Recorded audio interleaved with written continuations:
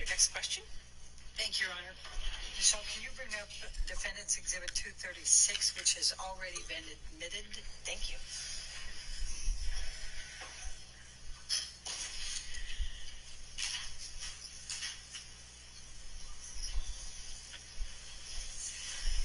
Now, I'm jumping back to the Boston plane incident just for a moment.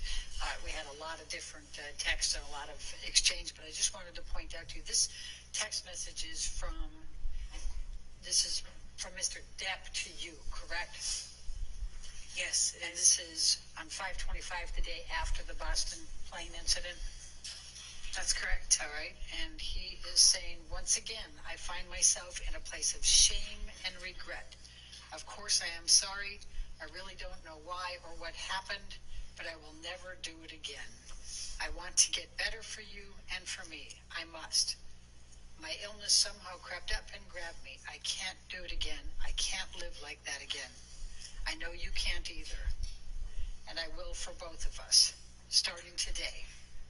I love you. Again, I'm so sorry. So sorry. I love you and feel so bad for letting you down. Do you see that? I do. And was that the message that you testified to, that he gave you? Yes. Okay. All right, now I'm going to jump back to where we left off. We're up in January of 2015. Danish girl, you're filming in London, is that correct? Yes, that would have been January 2015. Okay. Now, we heard some testimony from Isaac Baruch earlier about a telephone call that you had with Mr. Depp. Do you recall that call? I do. Can you please tell the jury and remember to tell them what Mr. Depp was saying on that call? And you can give the back. I didn't mean to cut you off on the context. Go ahead. Is it okay to... The nature of the conversation was pleasant.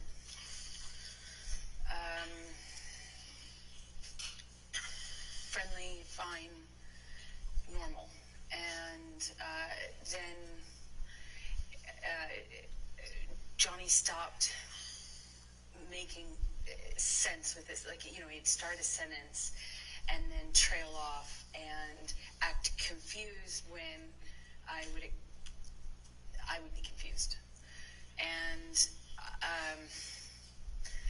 that pattern kind of increased pretty dramatically in a short amount of time. And I was in a hotel room in London speaking to him in Los Angeles, and the phone, what I assumed, cut off.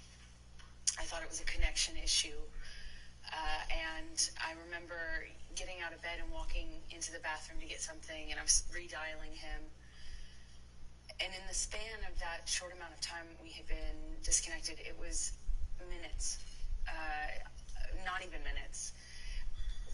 I called him back thinking the phone had been disconnected, and he answered, and he said, how could you tell me that? How could you say that to me? Who the fuck is he? Who the fuck is he?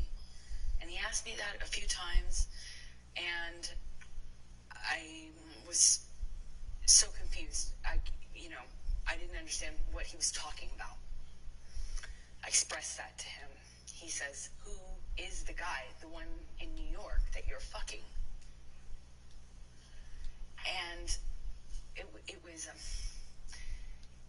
such a bizarre conversation, because it already started to feel like he was not making, it was almost as if he was confused by what sentence he had started by the time he got to the end of it. And then all of a sudden he tells me that I have just told him that I had a boyfriend or a lover in New York, and he's accusing me of having just told him about it, which was crazy to me. Not only was that not accurate, I would never have communicated with him like that.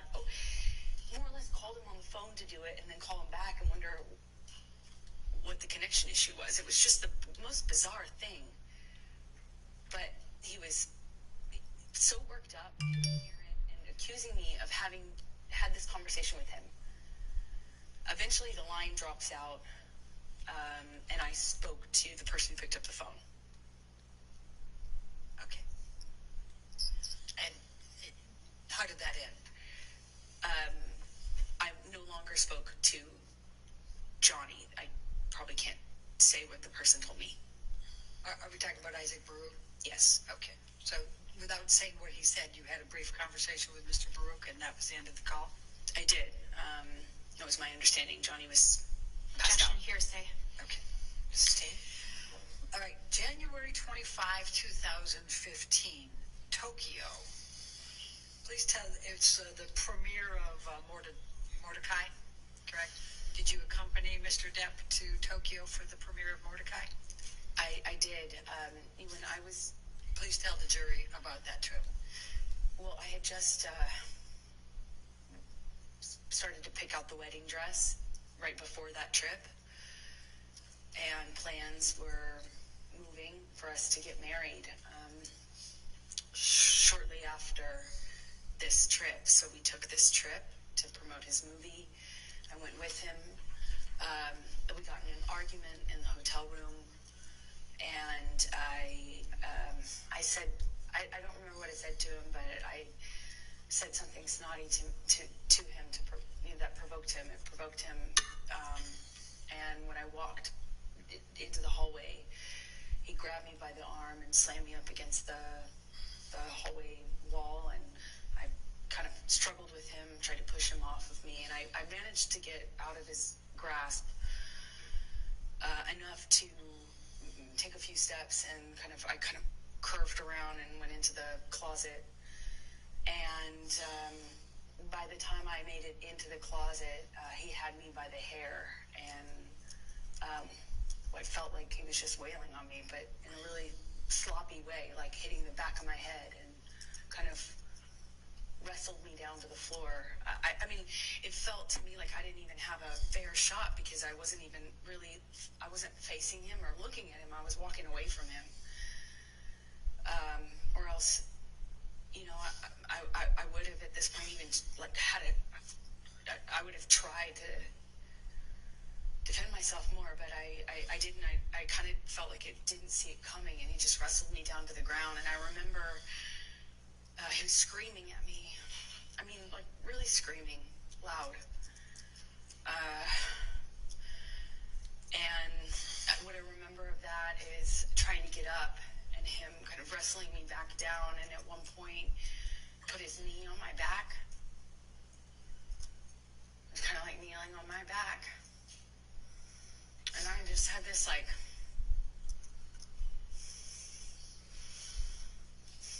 struggle with him. And I look at him, and he's still got his glasses on. I just remember looking at him and thinking that was so... He just looked like he hadn't been through anything. He still had his glasses on, sunglasses. And he was screaming at me that he hated me, that it was over, he didn't want to marry me. He was disgusted. It's disgusting. He made this mistake. It was a big mistake. And everyone hated me. And I remember crying on the floor. Just, more than anything, I was heartbroken. I thought maybe he was serious. I thought maybe, God, he doesn't love me. Maybe he really feels this way. It broke my heart. Broke my heart. I wanted to marry him so bad. This is the man I loved, Yes, it was awful at times, but I loved him, and what he Objection, was Your saying. Honor, non-responsive. Overruled. What he was saying to me hurt just as bad as anything else. I just remember that he left me on the closet floor, and as embarrassing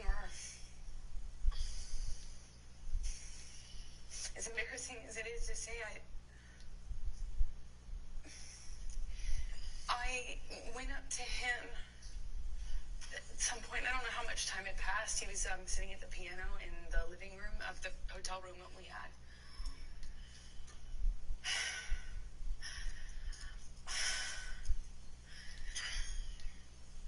It's so... I know it may be hard to understand. It's hard for me to hear myself say, but I felt... I just wanted it to stop. I wanted things to just be okay. And I just sat next to him on the piano, and I just leaned my head up on his shoulder, and of course I was mad. Of course I was mad, and felt so horrible what he'd done. But on the other hand, I wanted us to be okay. I could just put I could put the physical stuff in a box, and I just kept going back on how much I love this person. So just put my makeup on and went to the premiere with him and walked a red carpet with him. And I remember in the car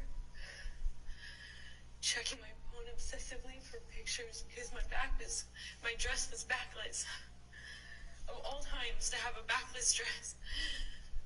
And I was just looking at pictures of us on the red carpet. It was surreal because I was checking for bruises and making sure that there would be no marks on me, and we just looked like this other thing on this red carpet when it was just...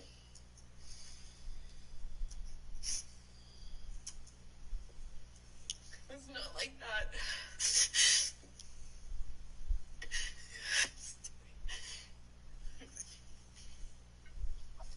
embarrassing. It's hard to... I'm sure it's hard to... Objection, Your Honor, non-responsive. I sustain the objection. Next question. I'm going to take you to February, the next month, 2015, to your wedding. Can you please tell the jury about your wedding?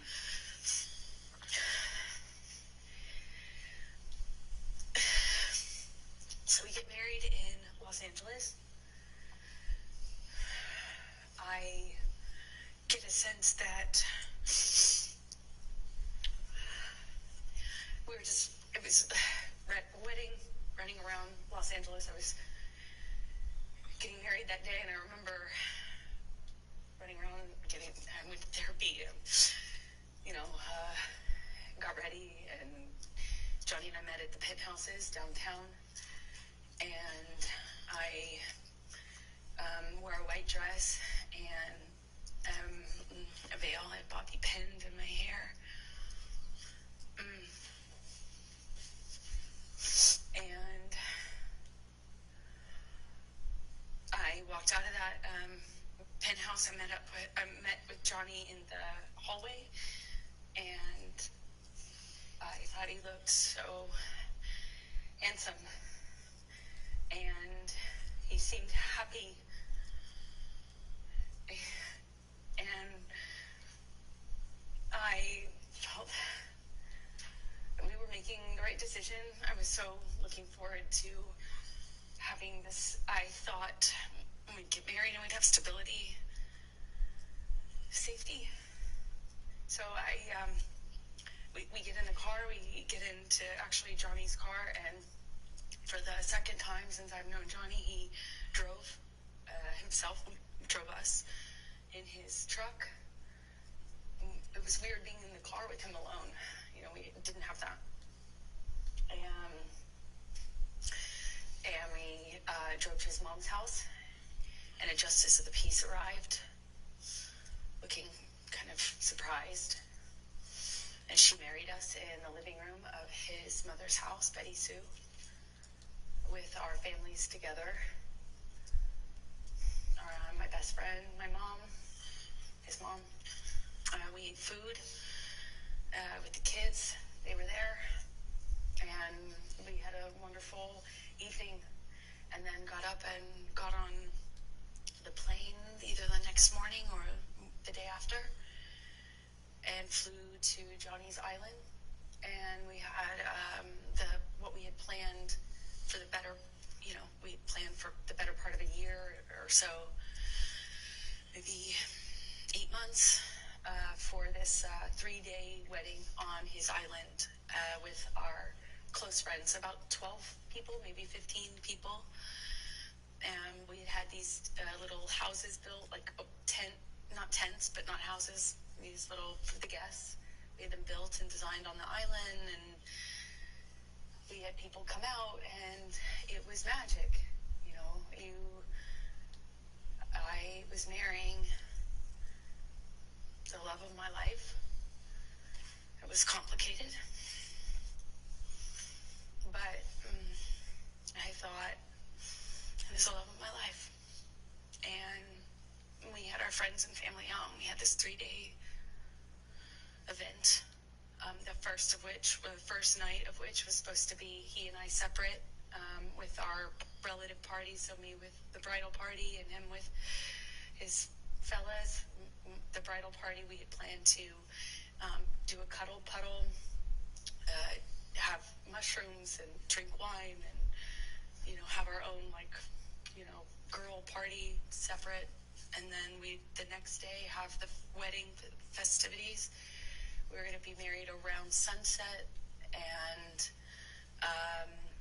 on this beach, not the beach that Johnny had named for me, although I think we originally planned on having the ceremony on that beach, but it was changed at some point to the other beach, and we walked down the beach aisle, and said our vows, and the sunset behind us, and we took pictures with our family, and we shot the bird, meaning the middle finger, up at the paparazzi helicopter plane circling around us while we were on the altar. And we danced and celebrated. And then I left the island because I had to go work. When you say you left the island and had to go to work, what were you working on that required that? I was filming The Danish Girl in London, which is the film that I had been in London for in January when Johnny was hallucinating on the phone with me. I was there doing kind of prep work for that film. And what, if any, film was Mr. Depp going to at that point? Well, the plan, why we did the wedding when we did it, is because he had always had this commitment to do Pirates 5, and he was going to shoot that in Australia, and I was going to shoot The Danish Girl, and I started The Danish Girl in early February, and he was going to fly out mid-February to Australia. So his movie was going to take the majority of the year, meaning until August.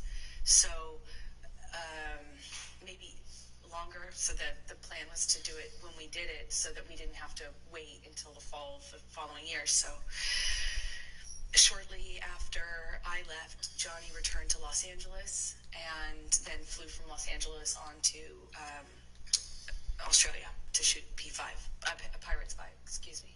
Okay. And what was the plan for you when you finished with Danish Girl? The plan was always for me to wrap on my movie and then come and join him in Australia, where he was filming Pirates 5. Okay, and when approximately was that? That was March 3rd. March 3rd that you wrapped, that you finished with Danish Girl? I believe, I can't recall the exact date, but I believe it was around that time, yes. Okay, and then tell the jury, where did you fly to get to Australia? How long of a turnaround was it for you to get to Australia? It was about 24-hour, I think it's about 24 hours. I could be mistaken on the exact amount of time, but I remember it's quite a distance from London. I was filming in London, he was filming in Australia. Effectively, you have to fly 12 hours stop, get on a different plane, and fly, I think, around the same amount of time, if I'm not mistaken. Okay. So when you arrived, before you finished rapping with Danish Girl and were heading out shortly before, what, if any, communications did you and Mr. Depp have? Well, at first it was great. Even though we were separate, it was so hard to leave leave right after you get married, especially considering that in Johnny and I's relationship, it was always so much worse when I went away to work. That's when problems started. So that was hard, but we communicated pretty consistently, and it was positive until it started to change. I got the sense that he thought I was sleeping with the director, and then it was with the actor I was filming with. Who was the actor you were filming with? Eddie Redmayne. Okay.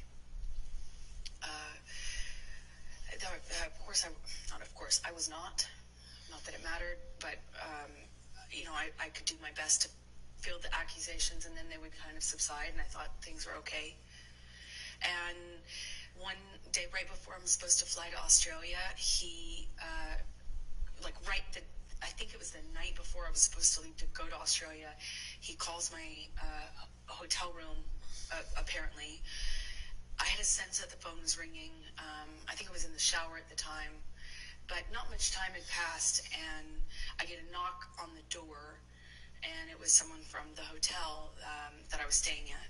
The hotel staff had been sent up to the room because Objection calls for hearsay and speculation. Sustain the objection. So don't tell what the staff said. What happened next? Then I start communicating with Johnny. And when you say started, I mean, was he on the phone? Did you call him? What happened here? He called the room and then my cell phone, and then once I was on the cell phone, he was accusing me of not being in my room, so he called the room, and I had to prove that I was in the room because by answering the phone. And we had a lengthy kind of circular conversation about where I was and why I didn't answer the phone. Why I didn't answer the phone immediately. He didn't sound like he was connected to reality. It just didn't seem like, to me, it seemed like a previous pattern.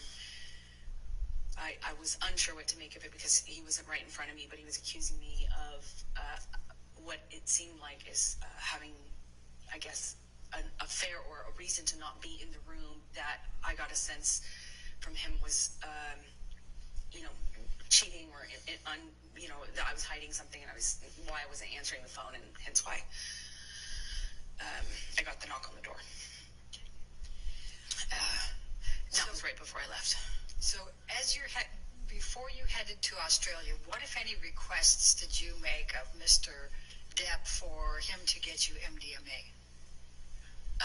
That's ridiculous. Why is that ridiculous? Because I would never, since that time I learned my lesson the hard way on the plane to Russia, I would never do MDMA with him. I'm asking for a problem in that case. Like that, I would never do that. Okay. So you flew to Australia and met with Mr. Depp, right? And I'm going to, can we pull up Defendants 1809? And Your Honor, these are some of the pictures that Mr. King, you may recall, was testifying earlier, said he had on his phone. Okay. And then those were given, so I don't have these, is what you're saying. Okay, that's fine. 1809. correct. I'm just going to show you a few pictures. Amber, do you recognize, and I realize you didn't take this photo. I'm going to move the admission of it, though, Your Honor. Any objection to 1809? No, thank you. All right, 1809 in evidence. You can publish.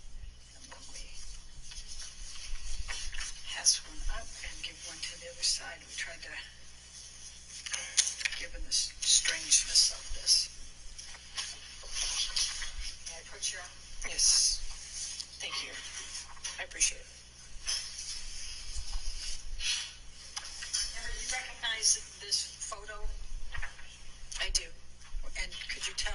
jury what this is? That is the driveway leading up to the house that Johnny was renting while shooting Pirates 5. Okay. And then I'm going to try to make this a little faster, and I'm going to go 1810. Ms. Brennerhoff, if you have a series of photos, if you want to show council what they are, maybe we can get them entered all together, and then you could just go on with your questions. Yes. Fact. And these are all I will represent ones that we got from Mr. King. All right, if you want to take a look at them. And Your Honor, if I may just approach, I'll give you the whole stack. Okay, that's fine.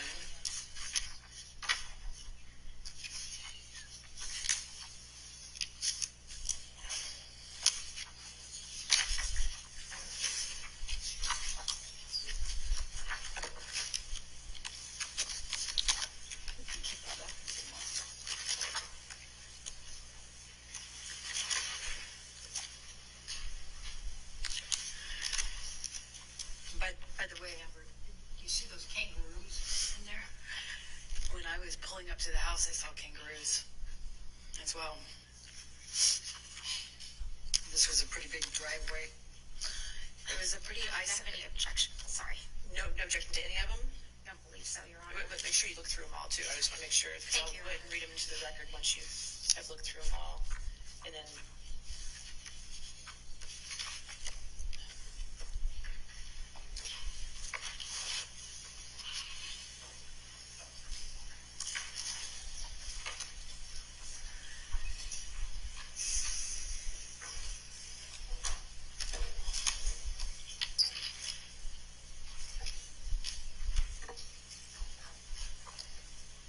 Thank you, Your Honor. I've reviewed them. I have no objection to any of these photographs. So we'll enter into evidence defendants 1804, 1805, 1806, 1807, 1808, 1810, 1811, 1812, 1814, 1815, 1816, 1817, 1819, 1820, 1821, 1825, 1827, 1828, 1829, 1830, 1831, 1834, 1835, 1837, 1838, 1839, 1840, 1841, and 1842.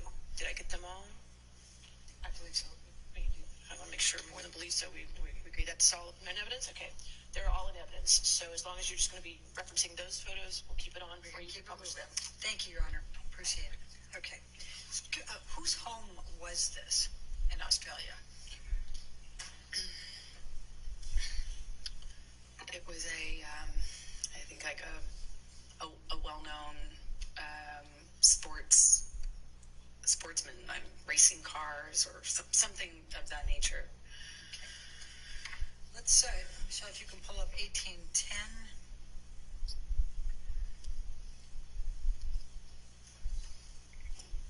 Is this another picture from that home? Yes, that looks like it's the view from the bathroom. Okay. And then let's go, Michelle, if you can pull up 1811.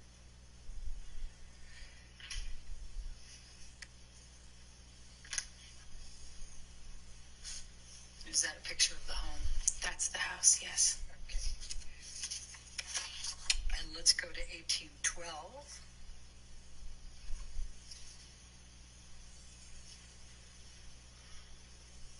And that's a view from the living room. It opened into a lagoon. okay. And then let's look at 1813.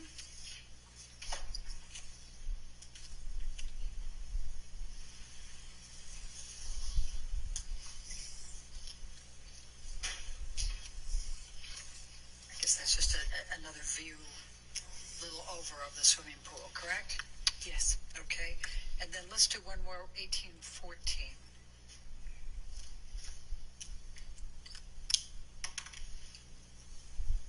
This is inside the house? Yes.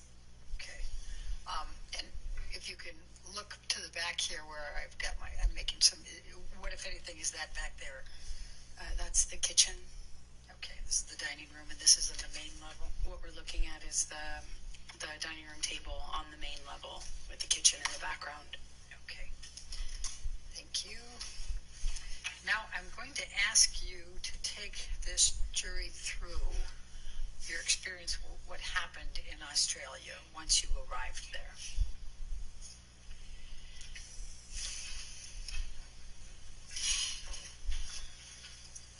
Well, I was nervous because of the conversations that I had with him before I left, and then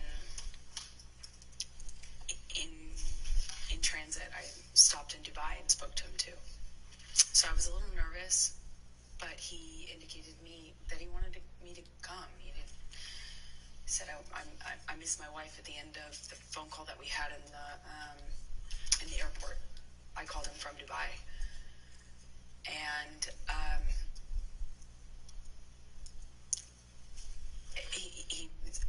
he said, I miss my wife. I felt okay, safe to, it's good.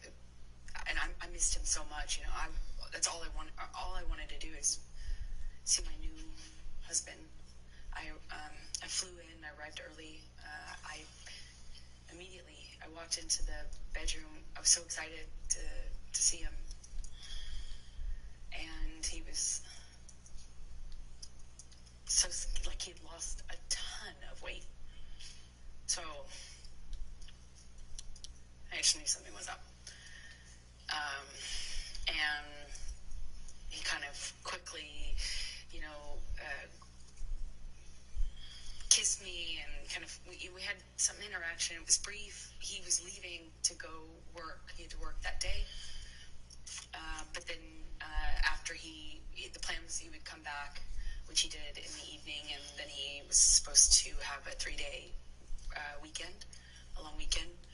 So he comes back that evening, and the chef had kind of prepared some things for the fridge, mashed potatoes, I think spinach as well. There were some steaks in the fridge, but he had kind of prepped some of the sides. And I was looking forward to having this kind of, our style at-home date. We'd just been, we're a new married couple. We hadn't seen each other for basically a month after getting married. And I start dinner and am happy to see him. And at some point early in that evening, he pulls out a bag of MDMA. I asked him what it was, and he told me it was MDMA. And I was surprised because at the time, that was, there was no question mark as to how I would respond to that, or so I thought. It's like, why would you even think that that's okay?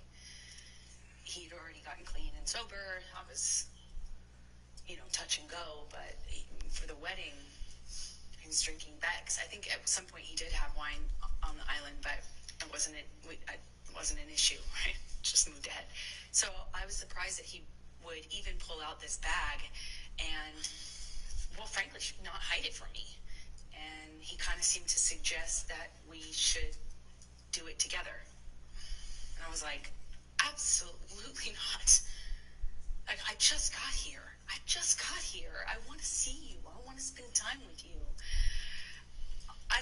It was the exact opposite of what I expected, what I wanted. And it just seemed delusional at the time to me that he would even suggest this to be something that I could participate in with him. If you had been through what I had been through at that point, it's crazy. And at some point, he drinks in front of me. At first, I think it was like a Malbec or a wine or something. And I remember we hadn't, it kind of started an argument. And that was upstairs in that room that we just looked at a picture of, by the sunflowers. That's more or less where we were standing. just closer to the kitchen. And we get in an argument, and I shove past him, just stomp off. And he grabs me. We have an argument about me walking away, and am I walking out of this? And in my head, I was like, I actually wasn't thinking of leaving yet, but that would later be going through my mind. We had a brief interaction, and I don't remember the exact sequence of things. I wish I did. I have a lot of flashes.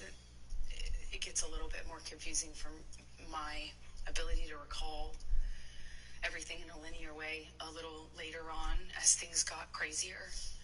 But for this part, the first night, what I distinctly remember is at one point, I don't think I had gotten very far. Maybe I came back into the room, but when he shoved me, I went flying across these parakeet floors. I mean, just skidding across these floors. And I remember thinking it just looked so easy for him to throw me around like that, you know. I just slid, screeching my skin against this, like, beautiful wooden floor. And we had another argument that was a spin-off from that. It was just kind of this on-off sort of thing that I remember eventually in this interaction, he shoves me up against the fridge. He has me by the throat, and he just was holding me there by my throat. And I wondered if it was the drugs. I wondered if it was him. It hadn't, in my recollection, it hadn't been that long. He has me up against the throat. He's kind of bashing me against the wall next to the fridge. We're kind of moving in that area. And at some point, I'm in his face. And I don't know if he had let go of my neck or loosened my grip, but I remember slapping him across the face,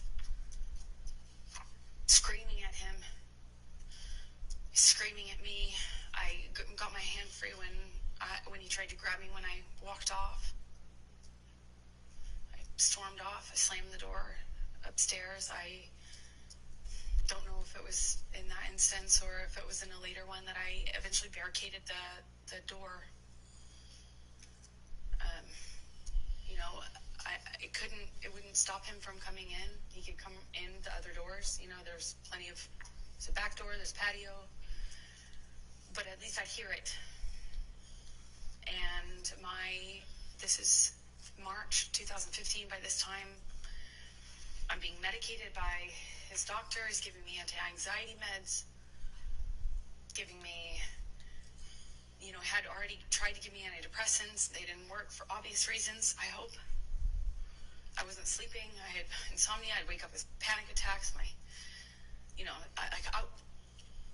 needed to sleep, but my ability to do so was really, really compromised at this point. And I kept thinking that I just wanted to hear him or know if he came in so I could be aware, so I could be ready for what was going to come in with him.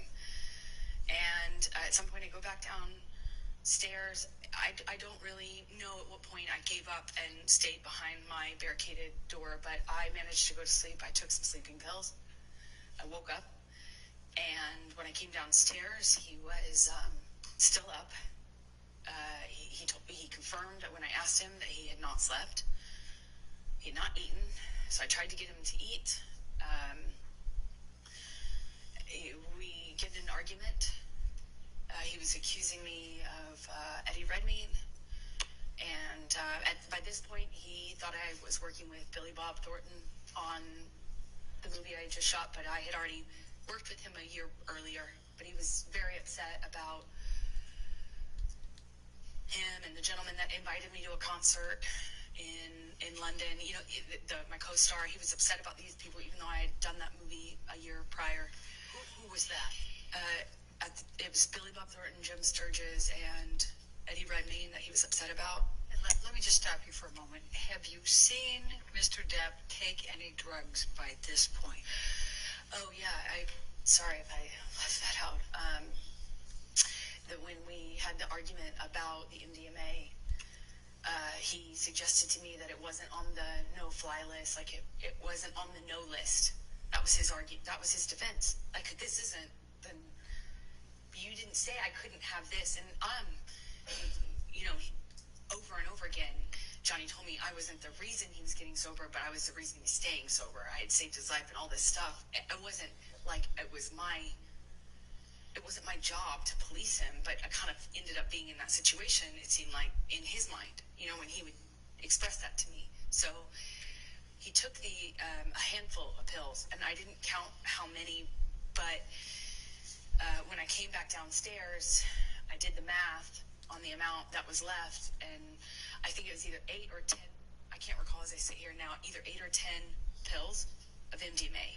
That he had taken or that were left? I remember we had a conversation about the amount that he took. So I remember saying, you Objection, took, hearsay. Okay, I'll sustain the objection. There were only a few left in the bag, so I think it was what he took. And I said, Johnny, Objection, hearsay. He confirmed that he took that amount and that he could take that amount. And what amount? At this point, there were 10. He had taken 10, 8 or 10. I can't recall. And when you say at this point, is that the first night? Is that the second day? This is the second day. This is after I've already fallen asleep for the night in the room upstairs. Come back downstairs. He was still awake. Okay. Please continue with that second day. He was accusing me of being mean to his sister. He was accusing me of not liking his sister. Something about the wedding. I was trying to put out that fire, as you will. I was trying to say, no. First of all, I'm not filming with Billy Bob. No, I wasn't filming with Jim Sturgis. Yes, I filmed with Eddie Redmayne, but he was a lovely gentleman. Objection, Honor, hearsay. Let's not offer to prove the truth of the matter. Overruled. And then when it came up with his sister, he was accusing me of kind of having this animosity with Christy. I tried to defend myself, explaining why her and I had kind of become cold to one another. I don't know how else to describe it, because we never had any sort of direct interaction that was negative. We never had any sort of confrontation or anything, but I did my best to explain to him what I could answer to that accusation. And at one point he I mentioned that, well, I can't say what I mentioned. He, as a result of that phone call, picks up the phone and calls his agent. I don't know why, still to this day. He calls a few people. I don't know who's on the other line. I just heard his side of it, and he's screaming at them. I got a sense that it was money, that he felt people had been stealing money from him, and that the studio had been ripping him off, and that he was calling himself like a whore, or he had been whored out. He seemed like he was upset, but I did not, at this point, this is maybe early evening, it was before the sun went down on the second day. I remember he took the phone at one point and called my divorce attorney. I had, at some point prior to this, got a divorce attorney, or not a divorce attorney, a domestic relations attorney, to do a post-nup, because we got married in February, and there was never any mention or talk from Johnny about a prenup, but I had had interactions with his sister, and so I thought, okay, I'll get a lawyer and let's do a post-nup. When Johnny found out about that, or when I reminded him of that in Australia, he went outside and called my divorce attorney and fired her, and said the only way out of this was death. Again. And I heard that already at this point, March 2015, probably 25 times. So he's screaming at her. He calls his agents. I hear him talking incoherently, screaming incoherently at my lawyer and his agent. He comes back inside, and I genuinely didn't know if he was still mad at me or if it was about me at all. I didn't know. It didn't seem like it was connected to reality at all.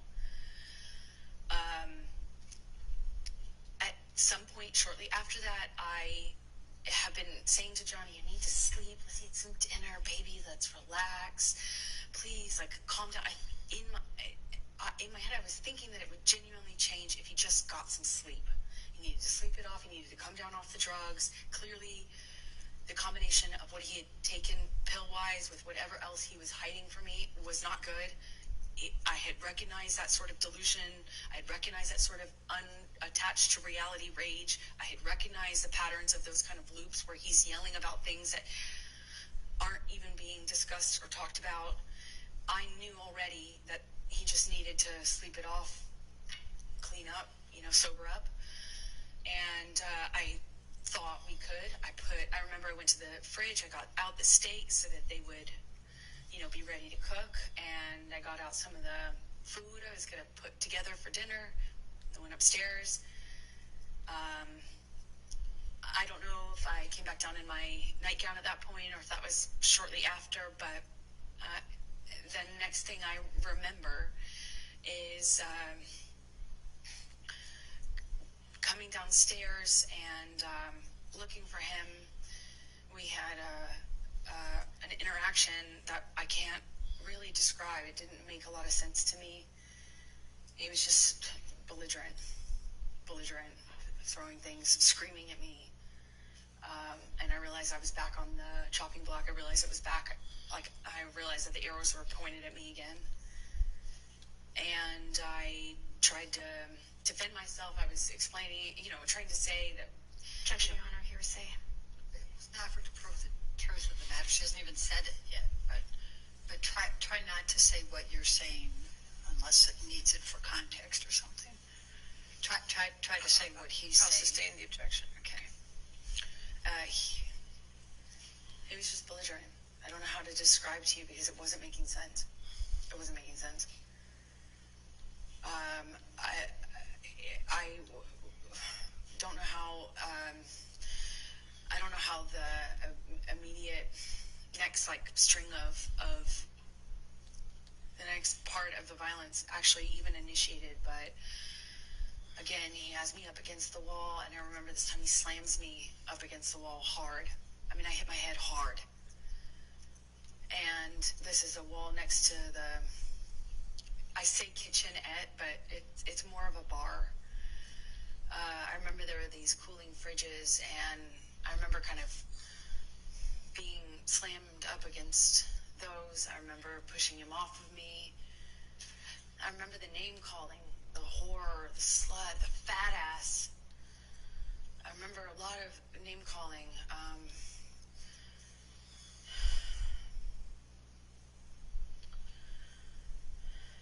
I said, Had he been drinking by this time? he was drinking. Calls for speculation, leading. I'll sustain as leading.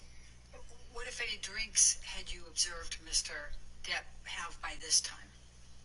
Well, I had already seen him drink right in front of me. He took a big swig out of a wine bottle upstairs right in front of me as in a gesture of looked right at me and took a big swig out of it as a show for did it right in my face to make a point. And then when I came downstairs, he was drinking from the bottle. I don't know what kind of liquor. I remember there was another bottle open, and I was wondering why he was drinking both. But at some point, he had me up against the wall next to the cooling fridges, and I remember slamming my head up against the thing. He had me by the neck, squeezing my neck, and it got really nasty. It went from no one likes you. No one likes me. Everyone warned me about you. That's what it was. He started to tell me that everyone had warned him about me and that he wished he had never married me, wish he had never met me. No one liked me. You know, it sounds childish, but I remember feeling really hurt. And then at some point, I shoved him hard to get him off me. And he shoved me back and he said, "You want to go, little girl?"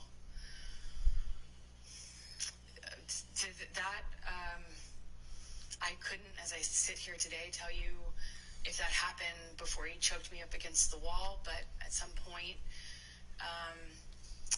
I am in a struggle with him where I'm holding his shirt lapel, and he kind of just flings me, for lack of a better way to describe it, throws me across the room. I land on a games table. It's like a ping pong table. And I don't know if I was holding on to him or if he pursued me separate, but he gets on top of me on the games table and is just whacking me in the face, like repetitive. We struggle on the games table. I don't know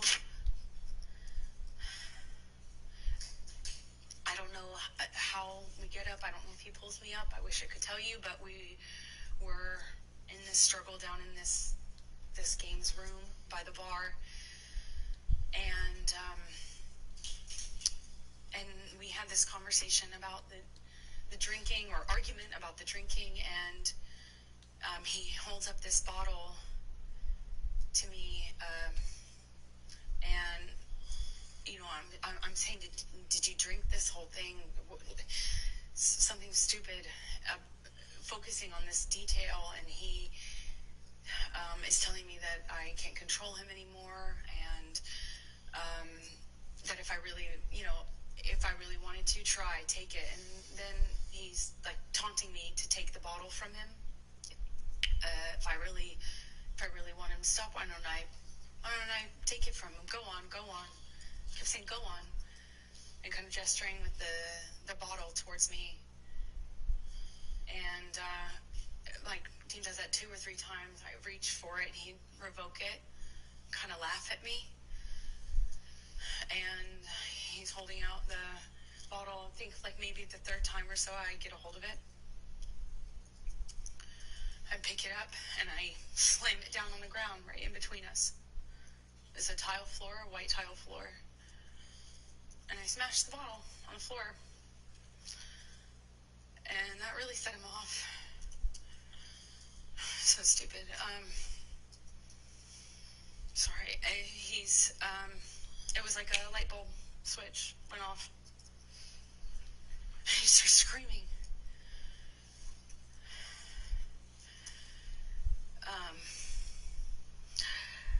I don't know if he backhanded me or hit me normally. I don't really recall, but I remember it sent me down to the ground. I remember by the time I picked myself off the floor, I stand up. He's got a bottle in his hand. He threw it at me. It missed, thankfully, but I kind of pulled myself back into the bar area. I don't know how much time passed, but at some point he had a broken bottle up against my face, neck area by my jawline, and he told me he'd carve up my face. I don't know at what point in the evening. I couldn't tell you what sequence-wise when that happened, but it was terrifying. It wasn't the first time he said that to me. He said that to me on the plane as well. But this time he was holding a broken bottle to me.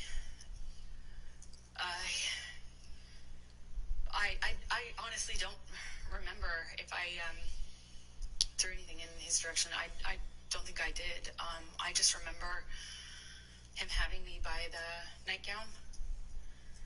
I remember him flailing me, throwing me around. I'm flailing. This is after there were some bottles broken on the floor. I think this is actually after, again, forgive me, I wish I could remember the sequence, but it's flashes. He's throwing these bottles at me. I remember retreating. There were also cans, like soda cans, beer or soda cans, and they're coming at me one after the other, and I keep pulling myself into the bar area. There's a bar behind me in like a, I don't know, like an L shape. He's standing in the only way you can exit, so I'm kind of trapped in front of this sink, surrounded by bar on three sides with him in front of me-ish, kind of front off to the left, and he's throwing these bottles one after the other, and I can feel glass breaking behind me. I remember feeling one of them go by my head really fast. I mean, a real velocity. I remember being terrified. I remember I couldn't move. I couldn't go anywhere. I eventually he ran out of things to throw. I think that's how I moved myself towards the exit. And I believe that's most likely when we got kind of in this struggle by the bar area. Because I remember my feet slipping on the tile as he was slamming me from the wall to the countertops. At one point, he has me up against the wall, and he's punching the wall. He had my, nightgown, and it kind of ripped it off my chest. I remember at one point he's teasing me, taunting me that he has my breasts in his hands. My nightgown came completely off. It was ripped off of me. So I was naked, and I'm slipping around on this tile and trying to get my footing. And I just remember slipping on this tile. The glass was underneath me, and I remember just trying to get my footing. I felt really destabilized and felt really vulnerable. I'm naked. He's flinging me around, and at some point, I'm up against the wall, and he's screaming at me that he fucking hates me, that I ruined his life. I remember I ruined his life over and over. And he starts punching the wall next to my head, holding me by the neck. I get free from him. I kind of step back from him, and it's like his energy shifted to the phone. There's a wall-mounted phone on the wall next to where my head was, and he went from punching the wall to realizing there was a phone there, and he picked up the phone and he's screaming. He's like at the top of his lungs, screaming, "I fucking hate you! I fucking hate you! You ruined my fucking life!" And screaming at the top of his lungs, he picks up the phone and starts bashing the phone against the wall where I was just being held. And I remember kind of having some distance on what was happening and watching him do this, and it was like his energy had shifted, and I was that phone all of a sudden.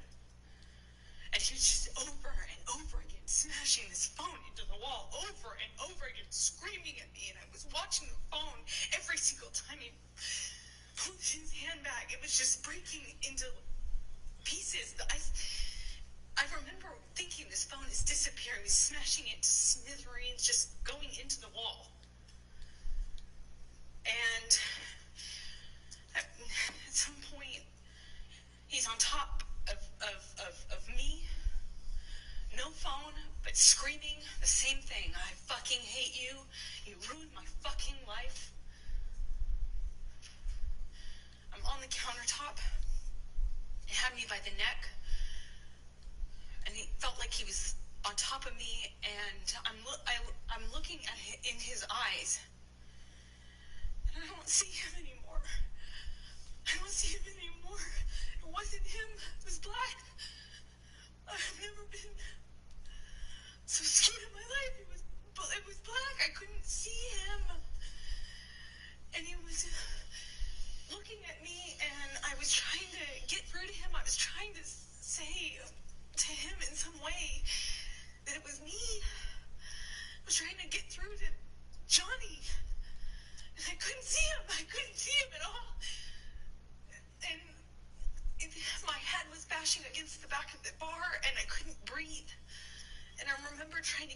and I was slipping on the glass. My feet were slipping. My arms were slipping on the countertop. And I remember just trying to get up so I could breathe, so I could tell him that he was really hurting me. I didn't think he knew what he was doing. I don't know how.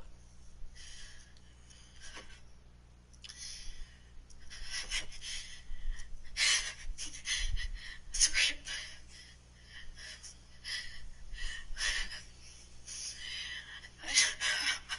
I'm sorry. I couldn't breathe. Please.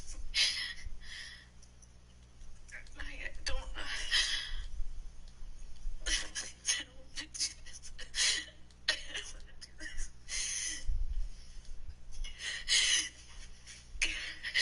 I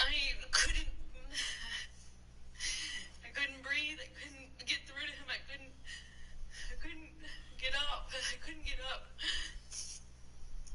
And I don't know how that ended. I don't know how. I don't know what happened next. I don't understand.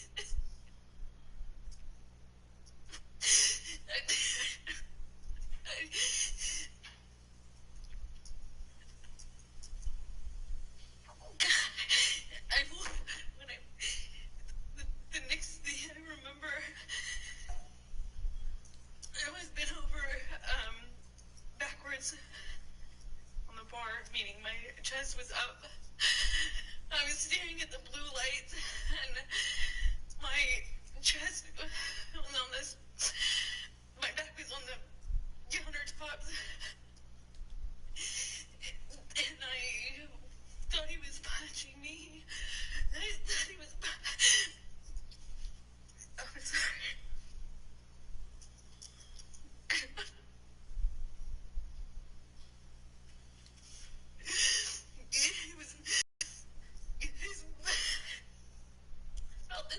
I felt this pressure. He held my pubic bone, and he thought he was punching me. I just saw his arm. I could feel his arm moving, and it looked like he was punching me. But I could just feel this pressure. It was like it kept hitting me. It didn't feel pain. It was just a pressure on my pubic bone, and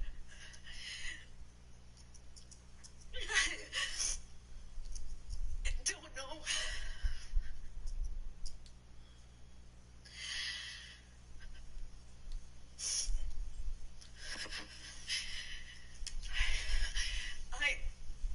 I don't remember what I said.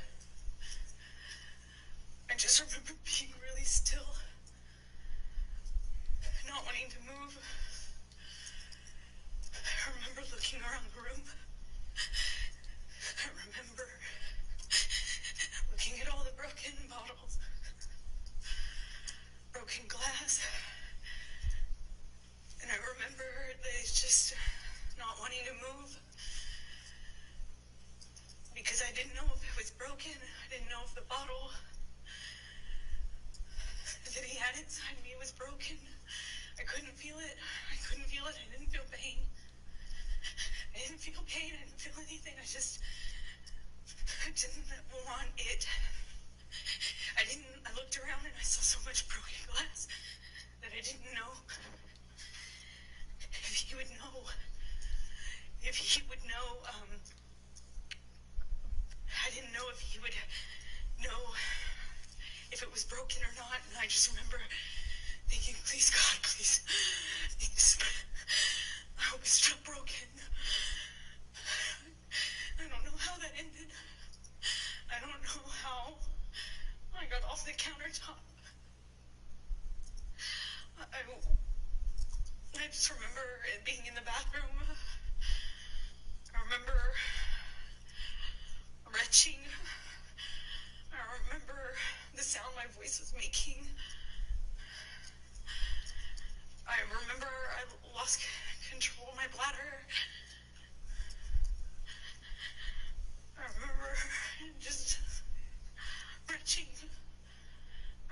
was blood on the floor.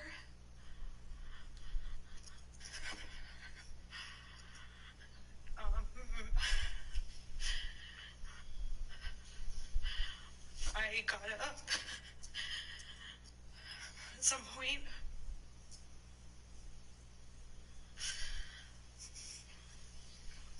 I don't know how that night ended. I don't remember what happened. I don't remember. I have a memory of him begging me not to leave. I remember going outside the front door. I remember him coming out to the front area, but I don't remember. If that was before or after this, I don't remember. I just have that memory. I remember taking a bunch of sleeping pills. Not a bunch, like 2, which is a lot for me. I remember falling asleep, or I don't remember falling asleep, but I know I fell asleep because I woke up the next day. I assume it was late morning.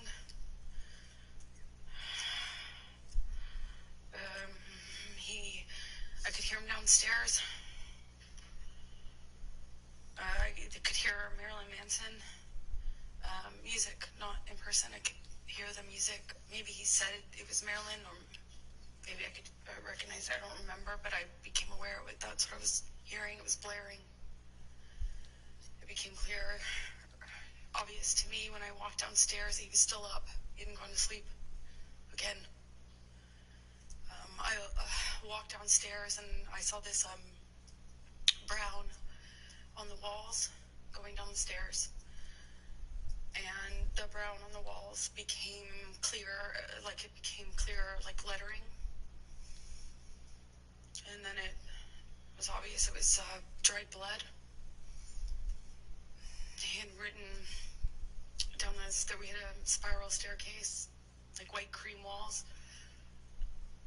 There was blood on the carpet. I could see blood drips. I thought it was from my arms or feet, but it was drips.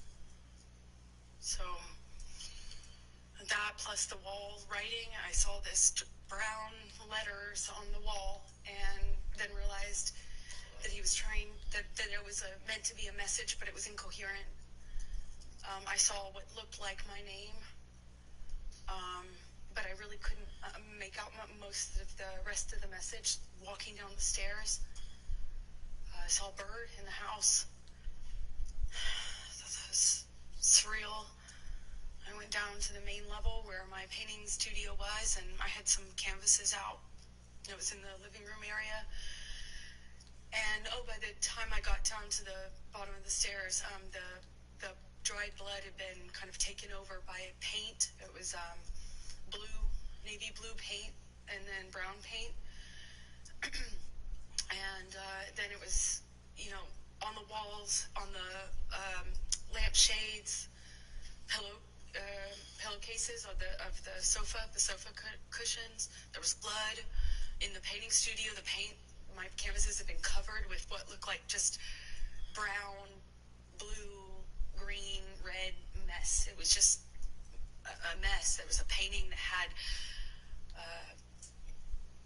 a painting that the owners had that had, like a giant penis on it, and, some other things. There was a table overturned, a bunch of broken glass on that floor. I walked downstairs where I heard the music coming from, and that's where I found him, blaring this music. He was in the study, which is by the bar games table area off to the side, and it was just glass and blood and broken window, and just, it looked like a mess. The table was collapsed, and I walked into the study. There was a couple unbroken empty bottles. I remember wondering where they came from. And he just wasn't there anymore. Wasn't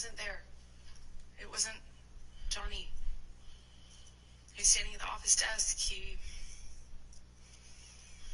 had his hand wrapped in this, like, rags, or, bandana rags.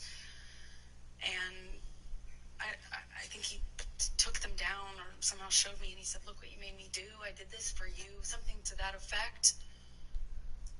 And I kind of put together, it was covered in paint, and I put together that that's, like, he was using his finger. I quickly became aware that that's what he was using as a paintbrush, even though there was lots of paintbrushes around. And we didn't have any sort of, like, coherent conversation, as you can imagine.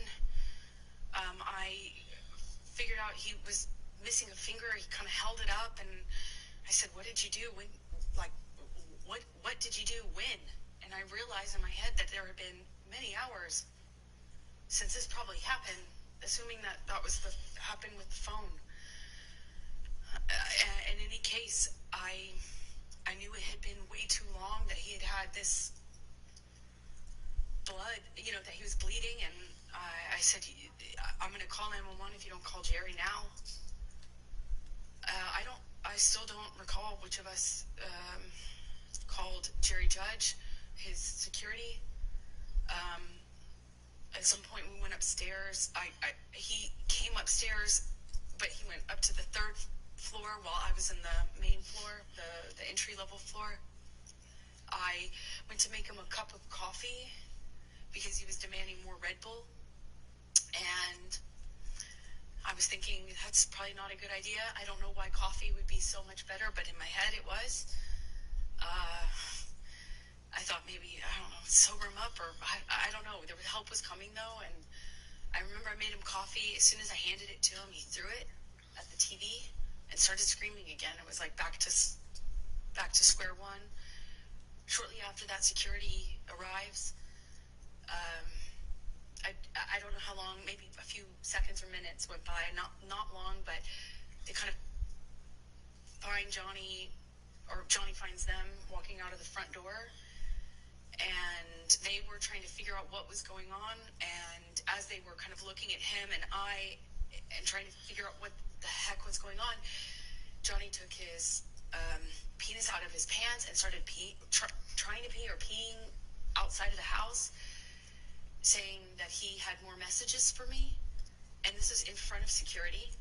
And they kind of just, like, looked at each other and looked at him and kind of not laughed, but kind of half, played it off and corralled him. It was how it looked. It looked like corralling a wild animal back into the house with his penis still out of his pants, peeing or trying to pee. That's what he was indicating. And he went to the wall of the house, and I remember him standing at the wall trying to leave me more, saying he had more information for me. He was gonna leave me more messages, more information for me. It made no sense. And Jerry Judge, his security, and one of the nurses, shortly after, I think they put me in the theater room, but shortly after, I remember talking to one of the nurses, and she was trying to give me drugs to sedate me. Objection, Your Honor. Hearsay. Trying to give her drugs. She didn't say anything. Thank you. Keep going. And I just remember crying and rejecting what they were trying to give me, and fighting with them about how much they were trying to give me. I felt like I needed to figure out what was happening with my life, what was happening with Johnny. I didn't know if he was okay. I didn't know. I actually had no idea, like, could this be something he could die from? If anything, just the drugs and the alcohol. I mean, that alone, I didn't, I just remember being scared and being in this theater room, this dark theater room, and not knowing what the heck was going on. I eventually was taken up to my room by one of the nurses, and I'm sorry, Debbie, and or suggesting I go up to my room. I went up to my room, and I took a quarter of what she was trying to get me to take, and I eventually fell asleep. I came back downstairs to look for my phone, which Johnny had picked up before security came in. He picked up my phone and said, "We're going to get to the bottom of this." He wasn't making any sense at the time. I understandably, just different. Nothing made sense. But he picked up my phone and was saying, "I'm going to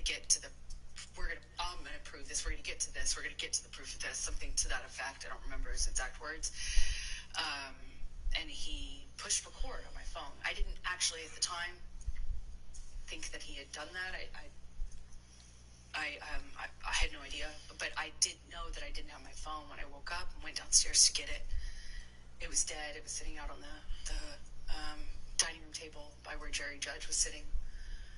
Jerry Judge was on the phone and talked to me, and I went back up to bed, took more of this sedative, and fell asleep. And then I think the next day,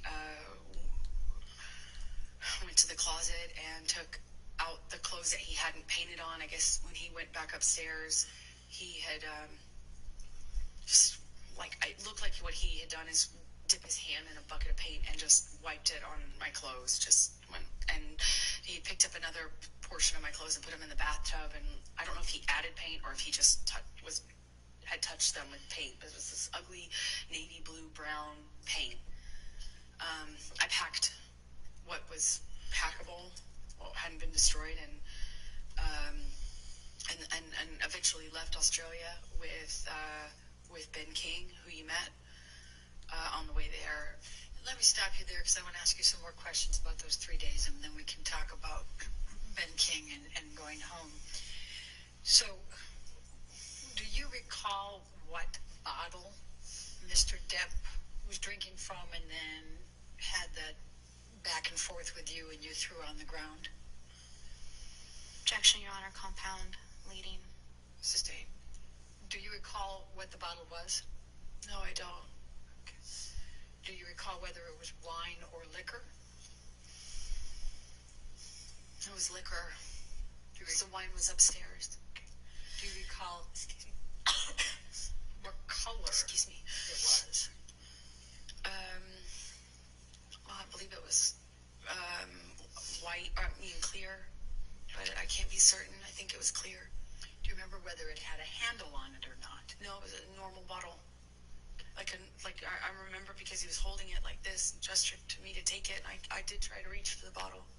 It was a normal size, but for the life of me, I can't remember what brand. Okay. When you woke up that third morning and came out of your room, what, if any, food did you see? Oh, yeah, I forgot about that. Objection, Your Honor. Leading. Overruled. There was mashed potatoes smeared all over the bedroom door, on the wall, in various places. But I remember opening the door and being really confused at first as to what it was. Had little specks of green in it, I assumed to be spinach. And throughout the house, there was food rubbed in places, just countertops, walls, doors, as I mentioned. And later that evening, I found the raw meat that I had left out, the steak, all over the house. There were pieces of it. It was cut up. And he had ripped my nightgown into pieces, into shreds, and wrapped the meat up, wrapped the steak pieces up with my nightgown. It was this really beautiful burgundy silk nightgown that had this black lace trim. I ironically got it from Dr. Kipper for a wedding gift. And it was wrapped. I continued to find it throughout the rest of the time that I was in the house in Australia. There's pieces of it in the microwave, pieces of it in the produce drawer, in the closet drawer. Just raw meat wrapped up in my nightgown as well as the smeared food on the walls. It was bizarre. What, if anything, do you recall seeing on any mirrors? Oh, he had written on the bathroom mirrors in the bedroom, and I believe there was another mirror. I just don't recall which bathroom it was in. I suppose it was the one that I went to, which is on the very bottom level, where I was retching, for lack of a better way to describe it. I think it was in that bathroom that he also wrote on that mirror as well.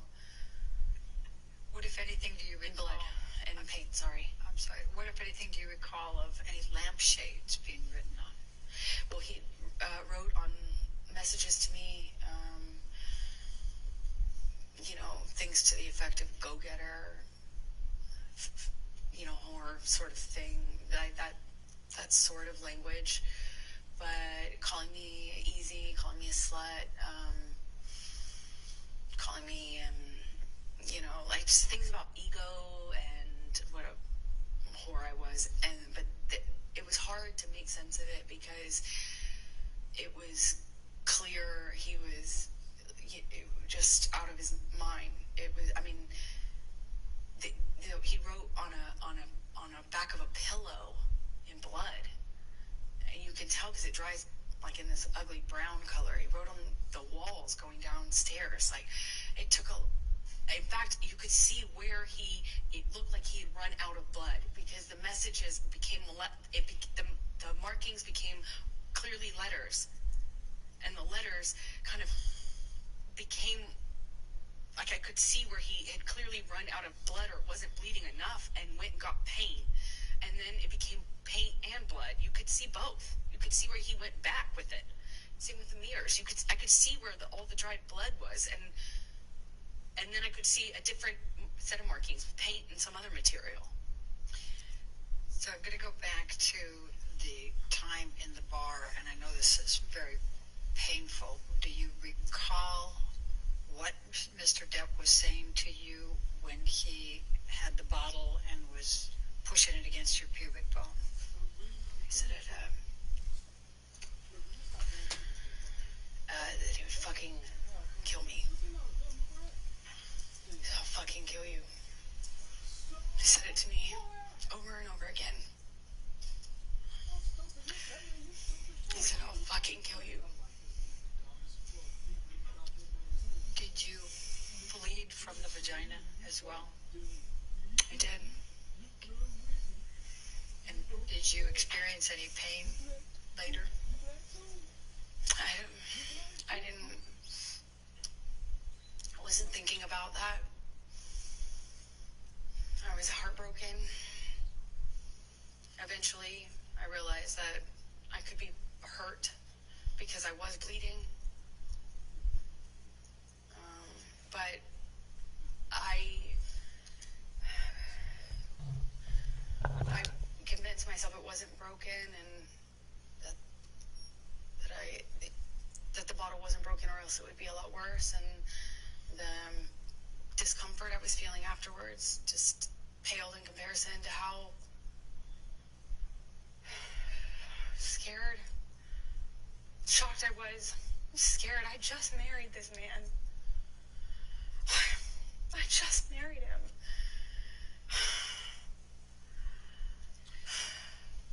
And forgive me for asking this, but I need to just make sure the record's clear.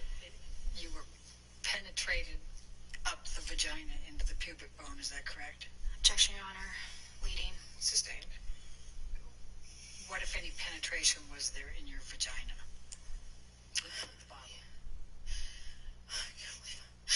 I'm so sorry. To do this. I am so sorry.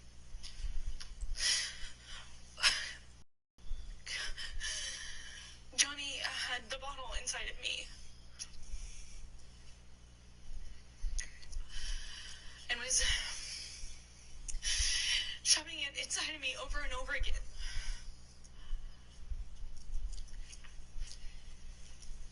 Did you experience any cuts on other parts of your body? My forearms were cut. My bottoms of my feet were sliced up pretty good. Did you have any other bruising or swelling? I had a bruise across my jaw, I suppose, from one of the many times he clocked me in the face downstairs. I think I just didn't make a record of anything else. I'm going to ask you to turn to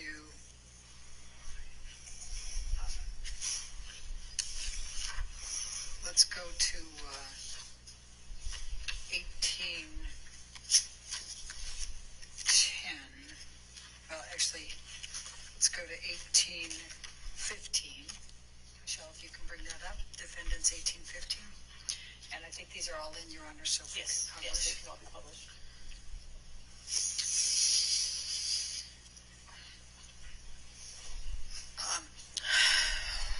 Is this the game table?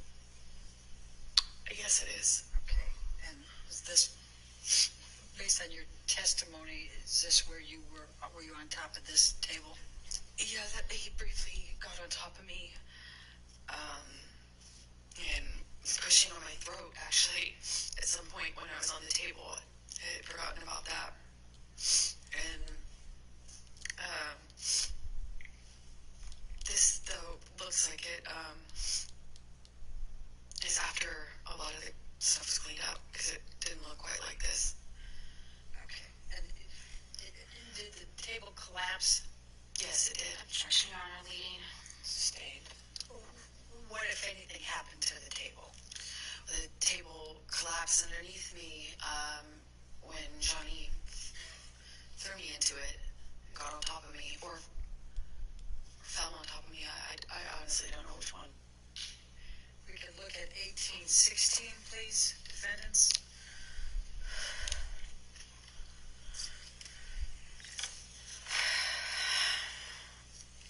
Do you recognize this, what's depicted in this picture?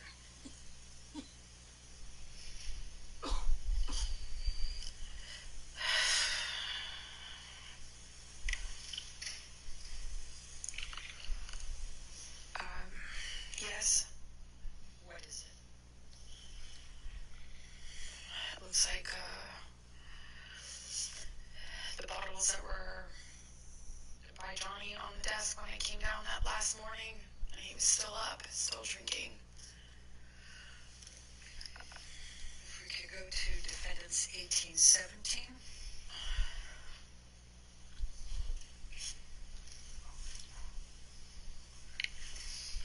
The bottle shape. I'm sorry, go ahead. I have not. Your Honor, I had a few. Is there a question? I gotta ask a question. What more do you recall? Sorry, it took me a minute to respond because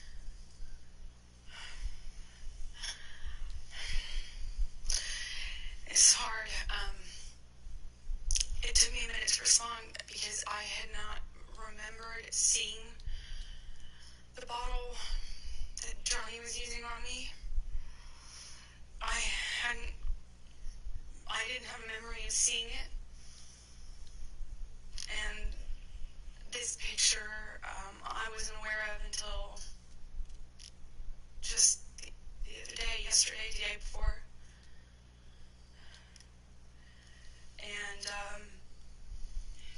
And I felt my stomach tighten up, like I was going to be sick when I saw it. Because even though I didn't remember seeing the bottle, what I had remembered is a pressure, like something square, which is why I thought he was punching me. I was feeling the square, something firm hitting me, like butting up against my pubic bone. Over and over again, I felt that pressure against my bone. It felt like a flat surface. But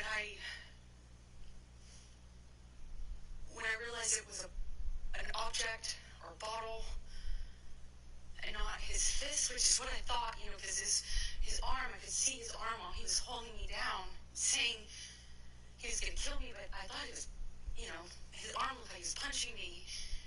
And I hadn't seen this bottle. I didn't know, and then this came out in Ben's evidence because he didn't share it until this date. Objection, Your Honor. Sustained. And so I recognize it. All right, now let's go to defendants 1817.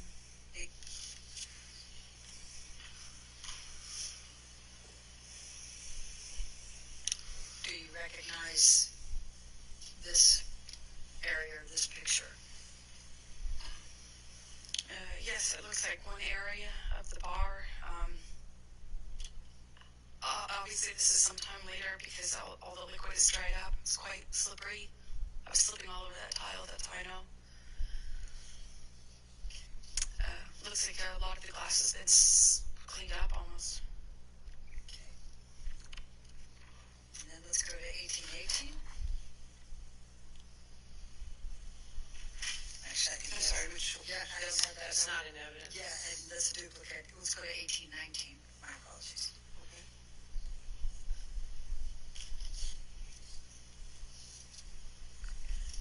Do you recognize this?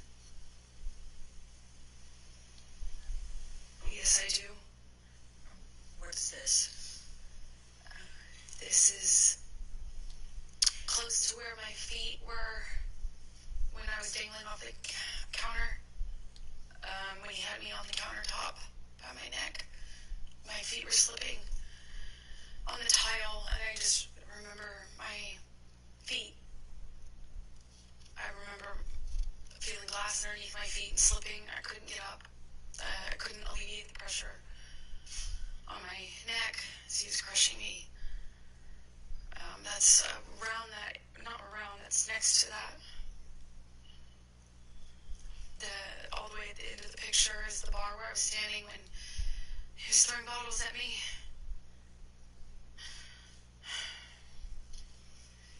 Can we go to 1820?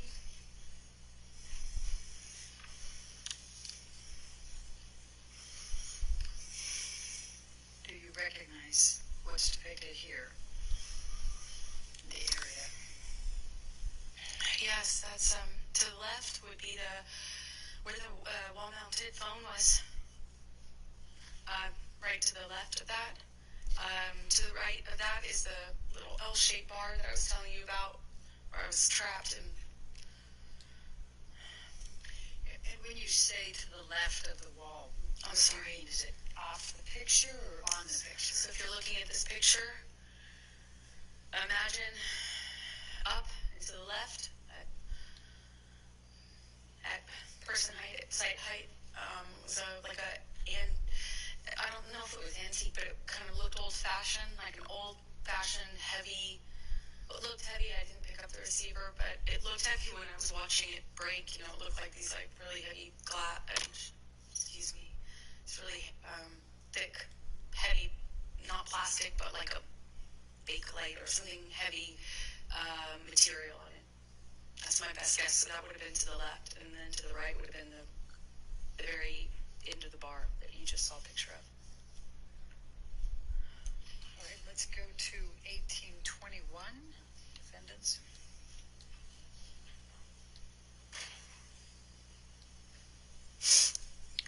And do you recognize what's depicted in this photo?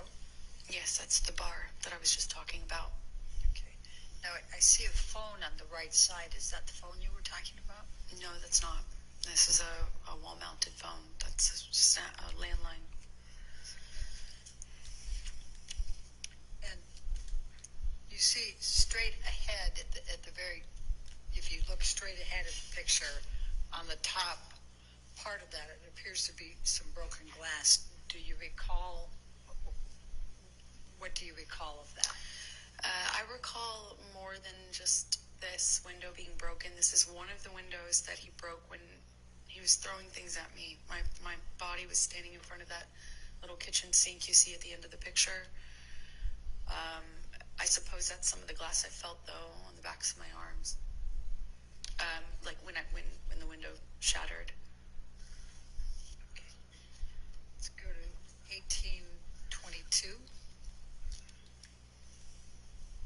1822, I don't have in evidence.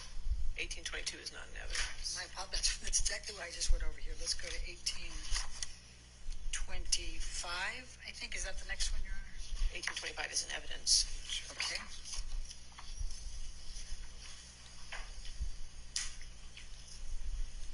Do you recognize this picture? Yes, that's where Johnny was standing when I found him the last morning. That morning, it might have been like midday. When I say morning, it was after I woke up.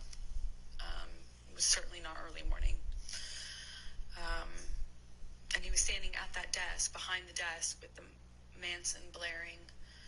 When I found him and told him that I was going to call 911 if he didn't call Jerry. If you look in this picture, there appears to be a lampshade down below. Do you recognize that lampshade down below the table?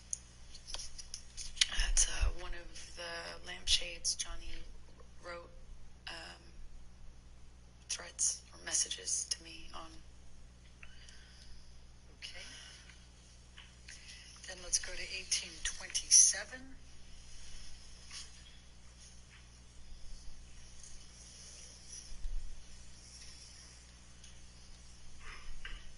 Do you recognize this? Yes, I do. That's my painting studio. So when I walked downstairs and saw all the blood on the walls, I walked into this room first. That's where the stairs empty into this room, kind of my painting area. And those are the canvases that he repainted. And do you see, if you look by the white tablecloth table to the right of that, do you see a lampshade there? Yes, I don't know if that's the same lampshade or another one. Then let's go to 1828.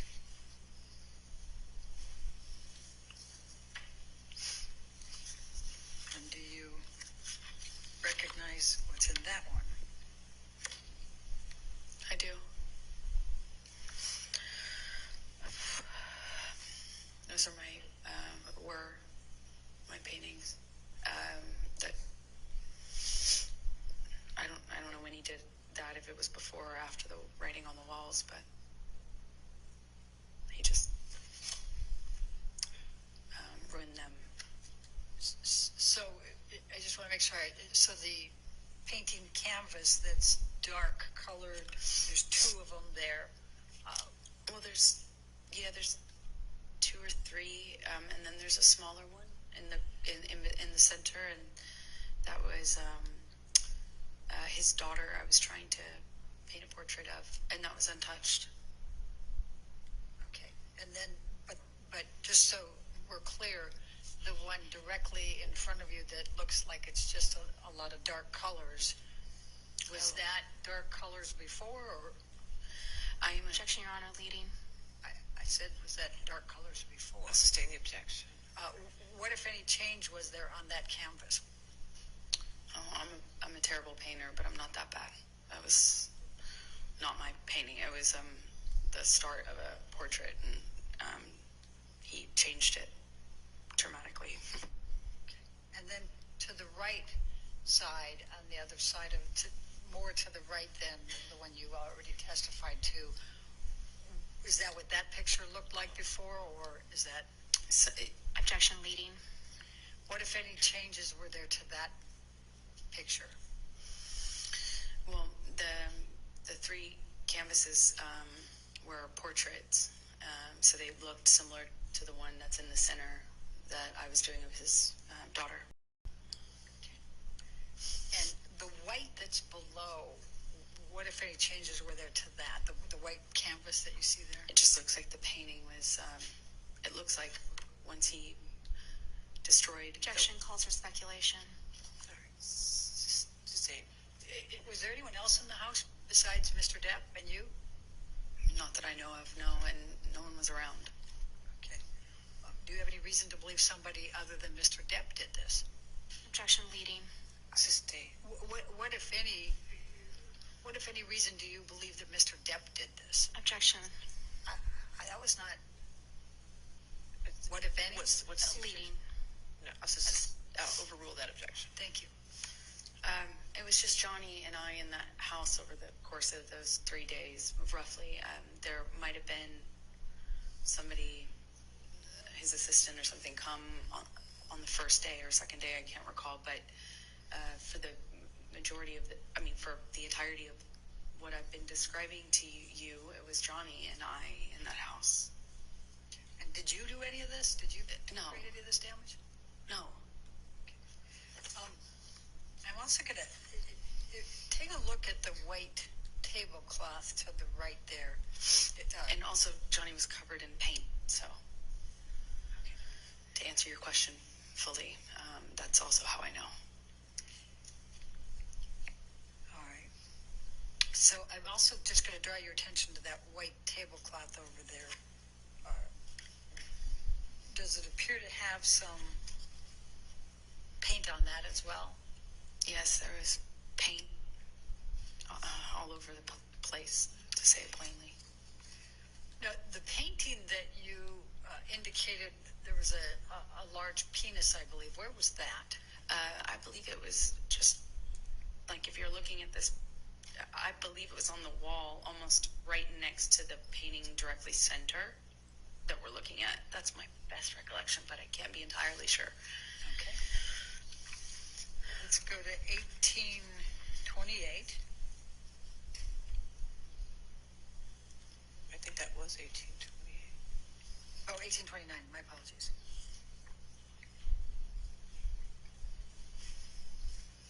And do you recognize this photo?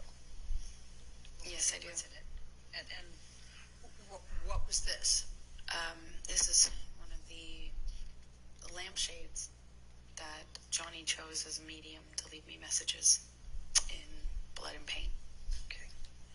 Let's go to 1830.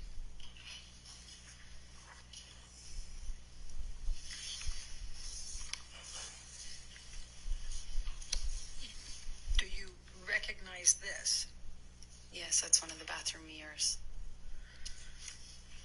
Okay. And if you could just look to the left, and I'm going to go ahead and circle it over here.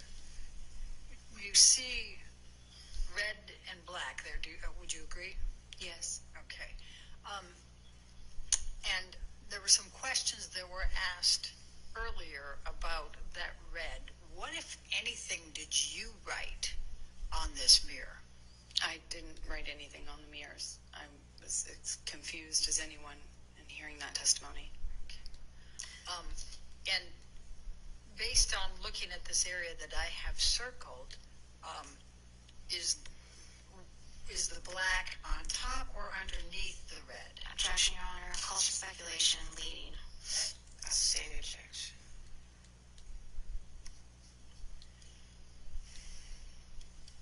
All right, this might be a good time to take a break. Why don't we go ahead and take our afternoon break, ladies and gentlemen. Let's go ahead and have our break. Do not discuss the testimony with anybody, and don't do any outside research. We'll come back here. All right, in 15 minutes.